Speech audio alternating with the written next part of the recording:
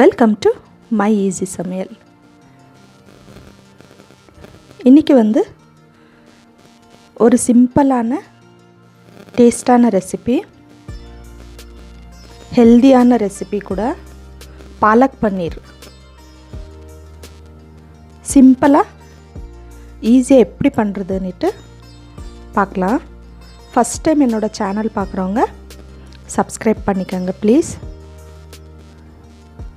இது ரொம்ப ஈஸி, ரொம்ப டேஸ்ட்டாக இருக்கும். ஃபுல் ப்ரோட்டீன் இருக்கிற ஒரு ரெசிபி.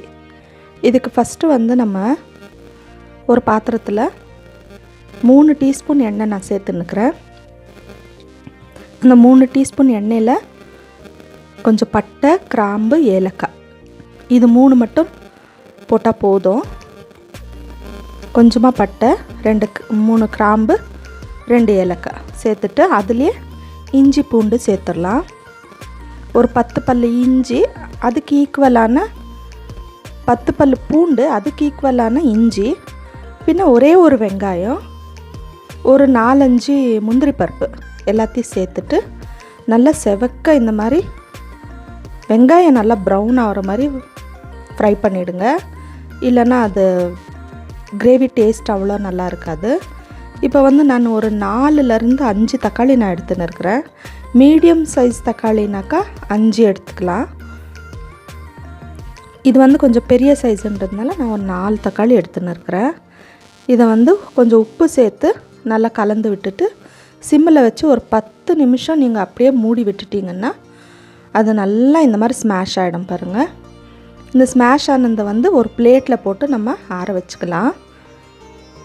ரொம்ப ஈஸி, பார்க்க கஷ்டமாக இருக்கும், ஆனால் ரொம்ப ஈஸி தான்.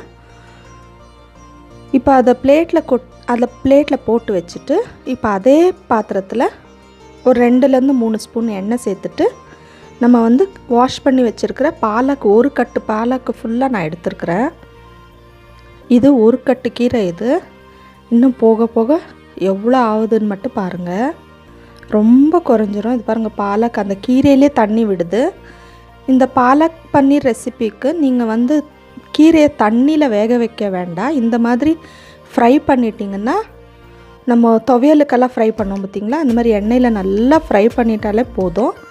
இதையும் நம்ம பிளேட்டில் சேர்த்துட்டு ஆற வச்சுட்டு ஜாரில் சேர்த்துடலாம். சேர்த்துட்டு நல்லா ஸ்மூத் பேஸ்ட்டாக நம்ம அரைச்சி வச்சுக்கலாம். இப்போ பாலக் பன்னீர் தாளிப்புக்கு நம்ம ரெடி பண்ணிக்கலாம். ஒரு பாத்திரத்தில் கொஞ்சம் எண்ணெய் தாராளமாக சேர்த்துக்கோங்க. உங்களுக்கு வேணும்னா பட்டர் இருந்தால் பட்டர் கூட சேர்த்துக்கலாம், இன்னும் டேஸ்ட் அட்டகாசமாக இருக்கும். நான் இன்றைக்கி வெறும் எண்ணெயில் தான் சேர்க்குறேன். ஒரே ஒரு பிரியாணி இலையும் ஒரே ஒரு பட்டை சேர்த்துட்டு நம்ம அரைச்சி வச்ச பேஸ்ட்டை இதில் சேர்த்துடலாம். ஆல்ரெடி நம்ம தக்காளி வேகிறதுக்கெல்லாம் நம்ம உப்பு சேர்த்துருக்குறோம். அதனால் உப்பு தேவைப்பட்டால் மட்டும் இதில் உப்பு சேர்த்துக்கோங்க. இப்போ ஒரு 1/2 கப்பு தயிரும் கொஞ்சம் கசூரி மேத்தி இருந்தால் சேர்த்துக்கலாம், இல்லைன்னா ஆப்ஷனல் தான் கசூரி மேத்தி. இது நான் வீட்டில் அரைச்ச மிளகாத்தூள் தான் நான் சேர்க்குறேன். ஏன்னா நான் கடையில் மிளகாத்தூள் நான் வாங்குறதே இல்லை. அதனால் வீட்டில் அரைச்சி வைக்கிற மிளகாத்தூள் தான் நான் பெரும்பாலும் எல்லாத்துக்குமே சேர்ப்பேன். வீட்டில் அரைச்ச தூள் இல்லாதவங்க ரெட் சில்லி பவுட்ரு பின்ன தனியாத்தூள் சேர்த்துக்கலாம். இந்த மசாலா ஃப்ரை பண்ணுறதுக்காக ஒரு 5 நிமிஷம் நீங்கள் கலந்து விட்டுட்டு சிம்மில் வச்சு மூடி வச்சிட்டிங்கன்னா மசாலா ஃப்ரை ஆகிடும். மசாலா ஃப்ரை ஆனதுக்கப்புறம் பாருங்கள், இந்த திக்னஸ் வர்ற அளவுக்கு நீங்கள் கொஞ்சமாக தண்ணி சேர்த்து நல்லா கொதிக்க விடணும். இந்த மாதிரி கொதிக்கிறப்ப மட்டும்தான் நீங்கள் பன்னீர் சேர்க்கணும். பாருங்கள், இந்த மாதிரி க்யூபாக நான் கட் பண்ணி வச்சுருக்கிறேன் பன்னீர். இதை நல்லா மசாலா கொதிக்கும்போது சேர்க்கலாம். இந்த பன்னீர் மசாலாவில் உங்களுக்கு பச்சை வாடையே வராது. ஏன்னா நம்ம பாலக்கை நான் எண்ணெயில் நல்லா ஃப்ரை பண்ணியிருக்கிறதுனால வராது. பன்னீர் சேர்த்து ஒரு 2 நிமிஷம் கொதிக்க விட்டிங்கன்னா பன்னீர் நல்லா கலர முடியும். உடையவே உடையாது பன்னீர். சூப்பராக ரெடி ஆகிடும். 2 நிமிஷம் போதும். பாருங்கள், சூப்பரான பன்னீர் மசாலா ரெடி ஆகிடுச்சு. உங்கள்கிட்ட பட்டர் இருந்தால் நீங்கள் சேர்த்துக்கலாம், இல்லைன்னா இது நான் வெறும் கலக்காய் எண்ணெய் சேர்த்து தான் நான் இன்றைக்கி சமைச்சிருக்கிறேன். ரொம்ப சூப்பர் டேஸ்ட்டில் வந்திருக்குது, ரொம்ப நல்லா இருக்குது. கண்டிப்பாக இதை ட்ரை பண்ணி பாருங்கள்.